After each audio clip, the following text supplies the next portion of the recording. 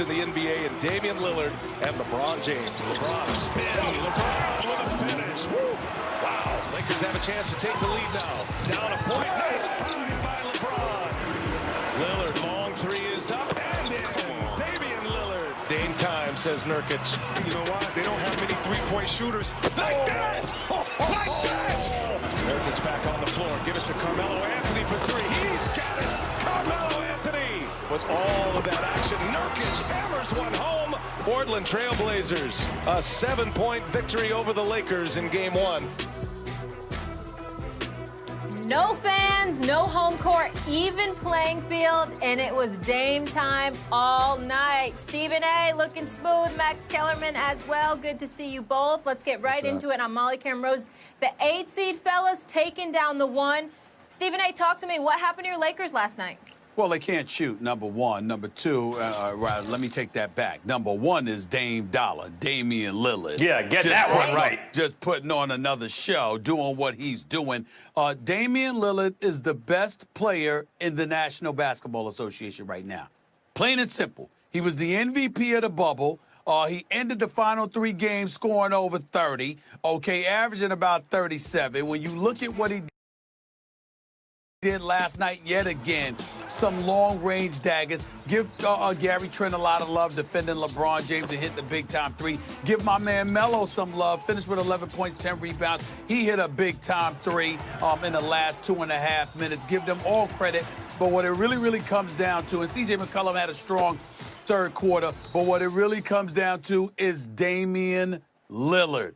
This side of Steph Curry and Klay Thompson, this brother, the marksmanship, the sniper-like abilities, he is the best basketball player in the world right now. You combine that with the fact that the Lakers can't seem to shoot, okay? And ladies and gentlemen, we have a problem in L.A. LA's in some trouble. It's just one game, and we understand that. And unlike Barkley, who ridiculously called for a sweep, because that ain't gonna happen. Or unlike, some folks out there that think that the Lakers are going to lose this series. I think they still may win it in 7, but this is going to be a nail biter. The Blazers are not going anywhere because they've got a great backcourt with one of the great players in the game today who looks like the best player on the planet right now in Damian Lillard. LeBron and those boys are going to have to come up with something to figure out. Hitting three-point shots, perimeter shots would be one thing. Finding a way to neutralize this brother is another. Good luck, since he practically pulls up from the parking lot these days. Yeah, I mean, we can't just sit here and have a fawning contest over Damian Lillard, but that's the obvious answer. You know, and Stephen A., you're right. He's been the best player in the NBA, like he's the MVP of the bubble. And he's been playing at an amazingly high level. By the way, in 1981, there was a work stoppage in baseball, a strike.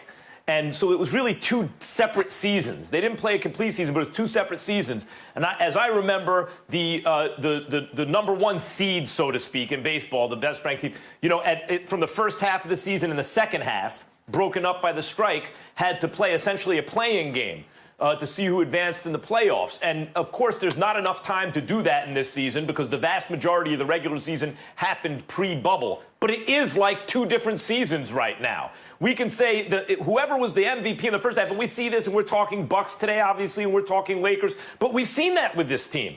The Lakers were peaking when the bubble, when the shutdown occurred, and now they have to refine themselves. This is not the same team, at least not the same kind of, they're not playing the same kind of way. And in the meantime, however the Blazers played before the stoppage, since the advent of the bubble, since they entered the bubble, Damian Lillard is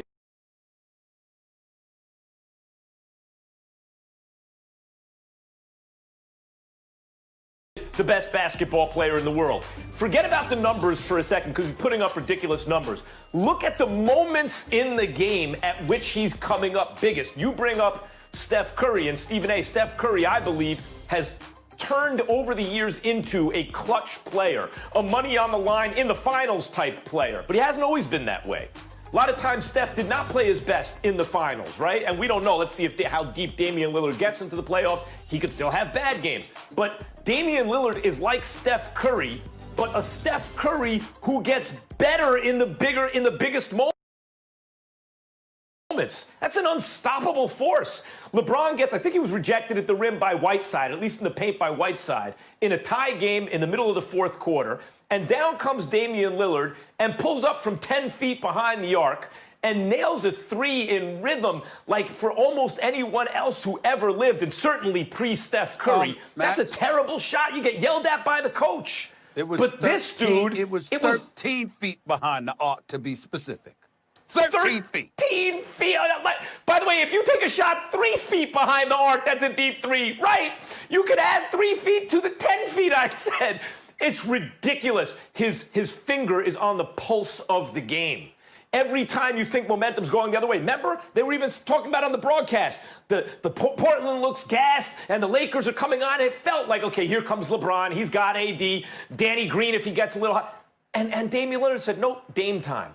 And Danny Green's got to hit shots, no question. He's their three-point specialist on this team, and he's not doing that. But Damian Lillard is the answer right now, and he's the best player in the world. You're right. Well, listen, the reason why I felt wholeheartedly, remember we asked the question yesterday, Max, what was the best chance? The Lakers, Portland winning the series or the Lakers sweeping? And I said it's Portland winning the series because there ain't no way in hell they're getting swept. You saw them swept in the Western Conference Finals, the very next playoff series. We see they're going to get swept again with the way Damian Lillard is rolling. Hell no, that ain't happening. But let me take a moment to call out the Lakers. Did not tell you, it's not about what Anthony Davis does, it's how he does it.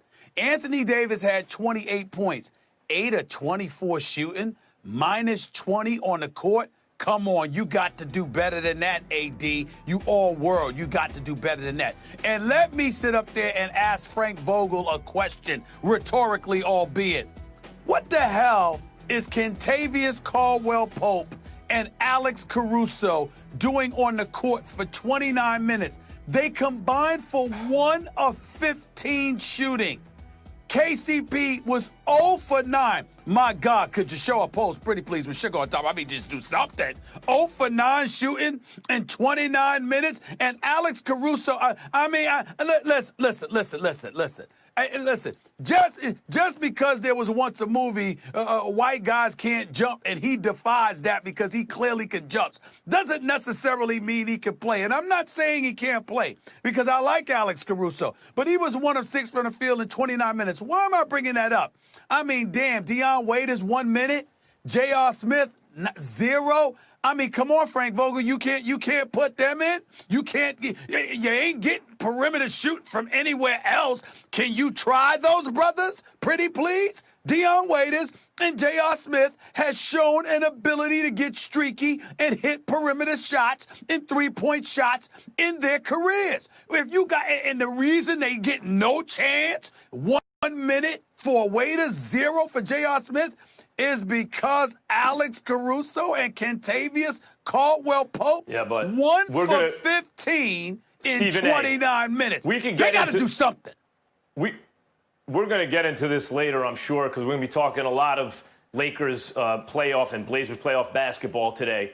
But this is what happens when you put all your chips into the middle of the table to get a guy like AD. You're trying to fill out the role players as best you can, but you've really spent all your resources already. And that's why I didn't like the Lakers preseason. So we can quibble about Caruso versus J.R. Smith right now. If that's going to be the difference, then the Lakers don't have enough. If you want to talk about role players, Danny Green is the guy that they actually spent money on to bring in and to be that prototypical 3-and-D 2 guard. He must shoot it better. I'm sure he knows that. It's not just that he's missing. He's airballing early in the game, and he's been off in the bubble, right? Like, that's a fact. You talked about AD and him asserting himself. See, I think that even shows up in the three-point attempts not taken, right? Where you see he has a look, and he lacks confidence. He's thinking, oh, maybe I could get a better shot if I drive. And then the defense has time because there's that hesitation. He needs to put the ball on the floor if he wants to do that immediately, or take the open three and hit a couple of them at least. But he's hesitant right now. He's caught in between. And that's this entire Lakers team. They lack the chemistry that LeBron helped them build throughout the season and was peaking when the bubble, right, when the shutdown occurred, and they better get it back quick, fast, in a hurry. Danny Green's got to hit his threes, and AD's got to assert himself. Well, let me assure you of something. The Portland TrailBlazers are not a team to be hesitant against. Because they ain't hesitant. Everybody's launching. Everybody's launching. Lillard's launching. CJ had a suspect first half, comes out, hits 3 threes in the third quarter, letting everybody know, excuse me, you need to be concerned about me too. Melo launched in the last 3 minutes. Gary Trent launched in the last 3 minutes because he was so busy preoccupied with guarding LeBron James. They've got some cats who will put the ball in the hole from deep. At any given moment, the Blazers have 4 dudes on the court, all capable of launching from threes, especially if they open. So if you're the Los Angeles Lakers, real quick, scoring Molly, 2 ain't gonna cut it.